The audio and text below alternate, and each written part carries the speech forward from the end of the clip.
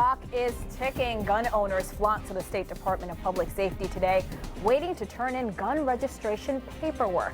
Good evening. Thanks for joining us. I'm Hannah Daniels, in tonight for Dennis and Denise. This is all part of a new gun control law that requires grandfathered assault weapons and high-capacity magazines be registered by the new year.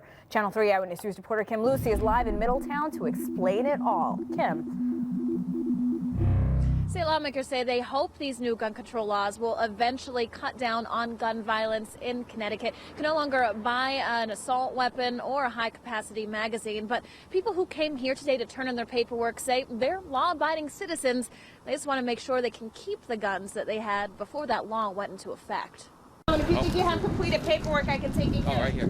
State Police headquarters was jam-packed today. Cars parking along the street, the line wrapping behind the building, all so gun owners could keep their weapons legal. We took the paperwork. Once we got up near the door, if everything was all right, they clipped it together and put it in a basket. Said we're all set. This all stems from a wide-ranging gun control law passed in April after the mass shooting inside Sandy Hook Elementary. Along with the forms, gun owners have to include a receipt or sworn affidavit proving their assault weapon or high-capacity magazine was bought before the law passed in April. Staff at Delta Arsenal in Wallingford have been trying to help their customers stay in compliance. We have a notary on staff who's been helping out, notarizing everything, making sure the affidavits are correct, people's receipts are correct, and their paperwork's all in order. If an assault weapon bought before April is not registered by tomorrow, owners will have to sell it to a gun dealer, render it permanently inoperable, or turn it into law enforcement. Doug says some of his customers are taking one of those options. They're being very cautious. We do have a lot of people coming in, turning in a lot of guns, turning in magazines. They just don't want to deal with it. State officials say the consequences will be harsh for those who don't comply, but many standing in line aren't sure that's going to make a difference. Well, the law I don't really think is going to stop any crimes. How many criminals do you think are in line right now registering their weapons?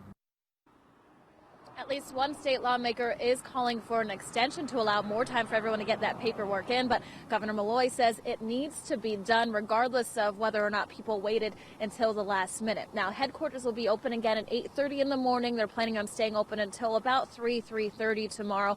We can also mail in your forms as long as they're properly filled out, notarized, all of that. You can mail those in by registered mail. If you want to take a look at the list of those banned assault weapons and get those registration forms, you can do so at a link on our website, WFSB.com. Live in Middletown tonight with the Mobile Newsroom, Kim Lucy, Channel 3 Eyewitness News.